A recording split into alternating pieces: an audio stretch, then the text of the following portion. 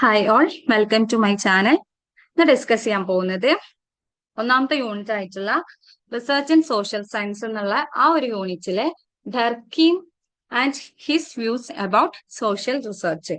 ഡർക്കീമും അദ്ദേഹത്തിന്റെ social science റിസർച്ചിനോടുള്ള ആ ഒരു കാഴ്ചപ്പാട്, ആ ഒരു വ്യൂ ആണ് ഇന്ന് ഡിസ്കസ് ചെയ്യാൻ പോകുന്നത്. ഇതുവരെയും ചാനൽ സബ്സ്ക്രൈബ് ചെയ്യാത്തവരാണെങ്കിൽ സബ്സ്ക്രൈബ് ചെയ്യുക, സപ്പോർട്ട് ചെയ്യുക. Durkheim and his perception for sociological research. According to him, social science research was different from natural science research. എൽ ഡർക്കീം പറയുന്നത് എന്താന്ന് വെച്ച് കഴിഞ്ഞാൽ ഈ സോഷ്യൽ സയൻസ് റിസർച്ച്, നമ്മുടെ സാമൂഹിക ശാസ്ത്രപരമായിട്ടുള്ള റിസർച്ച് എന്ന് പറയുന്നത് നാച്ചുറൽ സയൻസ് റിസർച്ച് അല്ലെങ്കിൽ പ്രകൃതിശാസ്ത്ര റിസർച്ചുമായിട്ട് വളരെ അധികം ഡിഫറൻസ് ഉണ്ട് അല്ലെങ്കിൽ വ്യത്യാസപ്പെട്ടിരിക്കുന്നു എന്നാണ് അദ്ദേഹം ഒന്നാമതായിട്ട് പറഞ്ഞത്. അപ്പം അദ്ദേഹം രണ്ട് തരം പ്രൊസീജിയേഴ്സ് ഈ സോഷ്യൽ സയൻസ് റിസർച്ചിനും വേണ്ടിയിട്ട് ഇൻട്രൊഡ്യൂസ് ചെയ്തിട്ടുണ്ട്. ആ പ്രൊസീജിയേഴ്സ് ഏതൊക്കെയാന്ന് നോക്കാം.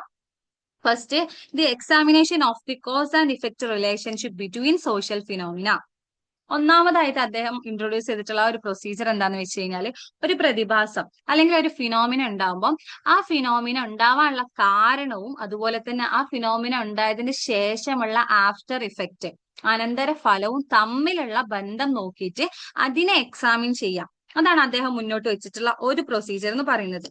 അതായത് ഒരു പ്രതിഭാസം ഉണ്ടാവും, ആ പ്രതിഭാസം ഉണ്ടാവാൻ ഇടയായിട്ടുള്ള കാരണവും അതുണ്ടായതിന്റെ ഫലമായി സംഭവിച്ച ആഫ്റ്റർ ഇഫക്റ്റും തമ്മിൽ എന്തായാലും ഒരു ബന്ധമുണ്ടോ എന്ന് നോക്കും. ആ ബന്ധത്തിനെ എക്സാമിൻ ചെയ്യുക എന്നുള്ളതാണ് അദ്ദേഹം മുന്നോട്ട് വെച്ചിട്ടുള്ള ഒരു പ്രൊസീജിയർ. രണ്ടാമത്താണ് എന്ത്, മെത്തേഡ് ഓഫ് കൺകോമിറ്റന്റ് വേരിയേഷൻ. ഈ മെത്തേഡ് ഓഫ് കൺകോമിറ്റന്റ് വേരിയേഷൻ അദ്ദേഹം പറയുന്നത് എന്താന്ന് വെച്ച് കഴിഞ്ഞാല്, രണ്ട് ഫിനോമിനൻസ് ഒരുമിച്ച് വ്യത്യാസപ്പെടുകയാണെന്ന് വിചാരിക്കാം. രണ്ട് സംഭവങ്ങൾ അല്ലെങ്കിൽ രണ്ട് പ്രതിഭാസങ്ങൾ ഒരേ സമയം സംഭവിക്കുകയാണ്. ഒന്നെങ്കിൽ അത് കൂടുകയായിരിക്കും, എന്തെങ്കിലും ഒരു പ്രശ്നം കൂടുകയായിരിക്കാം, അല്ലെങ്കിൽ എന്തെങ്കിലും ഒരു പ്രശ്നം കുറയുന്ന സംഭവമായിരിക്കാം. പക്ഷെ രണ്ട് പ്രതിഭാസങ്ങൾ ഒരേ സമയം സംഭവിക്കുകയാണെങ്കിൽ ഈ രണ്ട് പ്രതിഭാസത്തിന്റെയും കോസും ഈ രണ്ട് പ്രതിഭാസത്തിന്റെയും ഇഫക്റ്റും തമ്മിൽ എന്തെങ്കിലും ഒരു റിലേഷൻഷിപ്പ് ഉണ്ടാകും എന്നാണ് ആര് പറയുന്നത്, എൽ ഡർക്കീം പറയുന്നത്. അപ്പൊ ഫസ്റ്റ് നമ്മൾ പറഞ്ഞു ഒരു പ്രതിഭാസം അതിന്റെ കോസ് ആൻഡ് ഇഫക്റ്റ് തമ്മിലുള്ള റിലേഷൻഷിപ്പ് എക്സാമിൻ ചെയ്യാം. രണ്ടാമതായിട്ട് അദ്ദേഹം പറഞ്ഞത് രണ്ട് പ്രതിഭാസം അതിന്റെ കോസ് ആൻഡ് ഇഫക്റ്റ് റിലേഷൻഷിപ്പിനെ എക്സാമിൻ ചെയ്യാം. ക്ലിയർ? ഇനി അദ്ദേഹം പറഞ്ഞിട്ടുള്ള എന്താന്ന് വെച്ച് കഴിഞ്ഞാല്, if the production of facts is not within our control and we can only bring them together in a way that they spontaneously produced, this is called indirect experiment or comparative method. അദ്ദേഹം പറഞ്ഞിട്ടുള്ളതാണ്, ഈ ഫാക്ട്സിന്റെ production നമ്മുടെ നിയന്ത്രണത്തിലല്ല എങ്കിൽ അവ സ്വയം ഉൽപ്പാദിപ്പിക്കുന്ന രീതിയിൽ മാത്രമേ നമുക്ക് അവയെ ഒരുമിച്ച് കൊണ്ടുവരാൻ കഴിയുള്ളൂ. അതിനെയാണ് അദ്ദേഹം എന്ത് പറഞ്ഞിട്ടുള്ളത്, ഇൻഡയറക്റ്റ് എക്സ്പെരിമെന്റ്. കാരണം നമ്മൾ പറഞ്ഞു ഈ ഫാക്ട്സ് എല്ലാം ഒന്നും നമ്മൾ ഡയറക്റ്റ് ആയിട്ട് അല്ലെങ്കിൽ നമ്മൾ പ്രൊഡ്യൂസ് ചെയ്യുന്നതായിരിക്കില്ല.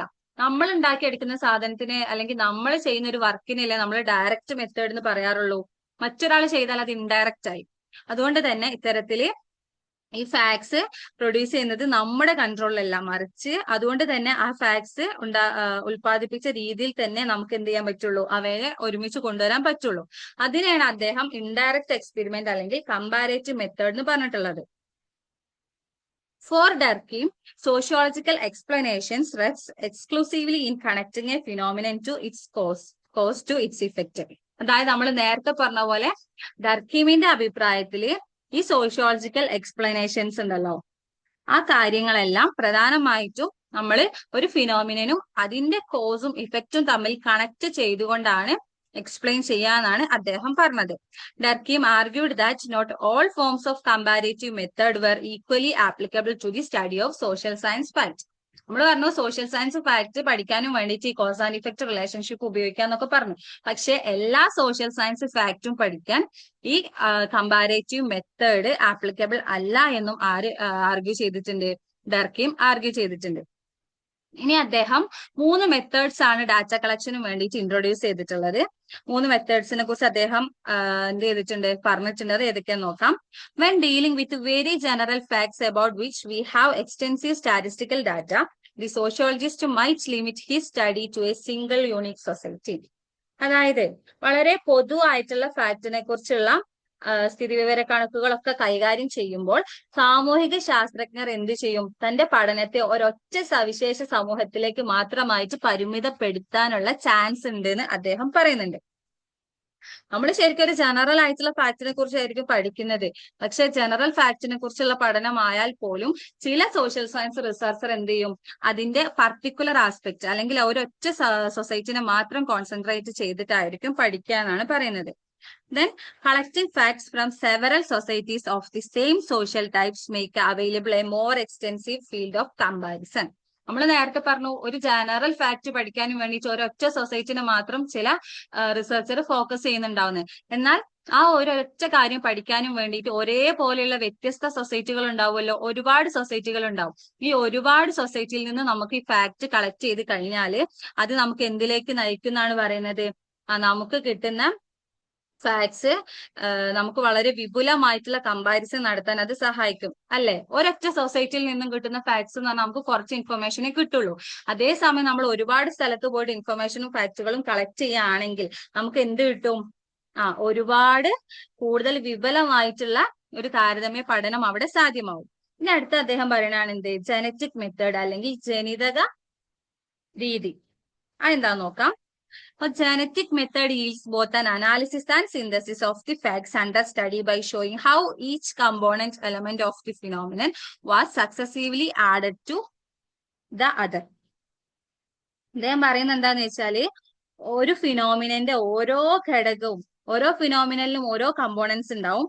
അപ്പം ഓരോ ഫിനോമിനലിലും ഓരോ ഘടകവും മറ്റൊന്നിലേക്ക് എങ്ങനെ തുടർച്ചയായിട്ട് ആഡ് ചെയ്തു എന്ന് കാണിച്ചുകൊണ്ട് നമുക്ക് പഠനത്തിലുള്ള ആ ഒരു അനാലിസിസും സിന്തസിസും സാധ്യമാകുന്നാണ് പറയുന്നത്. അതായത് ജനറ്റിക് മെത്തേഡ് പറയുന്നത് എന്താന്ന് വെച്ചാൽ ഓരോ ഫിനോമിനും ഒരുപാട് കമ്പോണൻസ് ഉണ്ടാവും.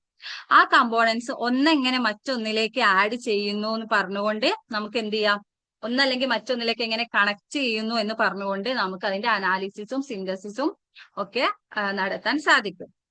Therefore, according to Durkheim, the characteristics of social research is that it is independent of all preconceptions, whether philosophical or practical, and it is objective. അതായത് ഡർക്കീമിന്റെ അഭിപ്രായത്തിൽ നമ്മുടെ സോഷ്യൽ സയൻസ് റിസർച്ചിന്റെ സവിശേഷത എന്ന് പറയുന്നത് അത് ഏത് തരം ഫിലോസഫിക്കലോ പ്രാക്ടിക്കലോ ഏത് തരത്തിലുള്ള കാരണങ്ങളിൽ നിന്നും എന്താണ്, ഫ്രീ ആണ്. ഏത് തരം പ്രീ കൺസെപ്ഷനിൽ നിന്നും ഫ്രീ ആണ് അല്ലെങ്കിൽ ഇൻഡിപെൻഡന്റ് ആണെന്നാണ് ആര് പറയുന്നത്, എമീൽ ഡർക്കീം പറയുന്നത്. അതായത് സോഷ്യൽ റിസർച്ച് എന്ന് പറയുന്നത് അത് ഇൻഡിപെൻഡന്റ് ആണ്. മറ്റു മുൻകൂറായി നിശ്ചയിച്ചിട്ടുള്ള ഫിലോസഫിക്കലോ പ്രാക്ടിക്കലോ ആയിട്ടുള്ള എന്ത് തരം ഒബ്ജക്റ്റീവ്സിൽ നിന്നും വ്യത്യസ്തമായിക്കൊണ്ട് ഇൻഡിപെൻഡന്റ് ആയിട്ട് നിലനിൽക്കുന്ന ഒന്നാണ് ഈ സോഷ്യൽ സയൻസ് റിസർച്ച്. അതാണ് ആ സോഷ്യൽ സയൻസ് റിസർച്ചിന്റെ ഏറ്റവും ഇമ്പോർട്ടന്റ് ആയിട്ടുള്ള ക്യാരക്ടറിസ്റ്റിക്സ് എന്നാണ് ആര് പറയുന്നത്, എമീൽ ഡർക്കീം പറയുന്നത്. ക്ലിയർ. ഇന്ന് നമ്മൾ പറഞ്ഞത് എമീൽ ഡർക്കീമിന്റെ സോഷ്യൽ റിസർച്ചിനോടുള്ള കാഴ്ചപ്പാടാണ്. ക്ലിയർ ആണെന്ന് വിശ്വസിക്കുന്നു. മനസ്സിലാവുന്നില്ലെങ്കിൽ കമന്റ് ബോക്സിൽ അറിയിക്കണം. Thank you.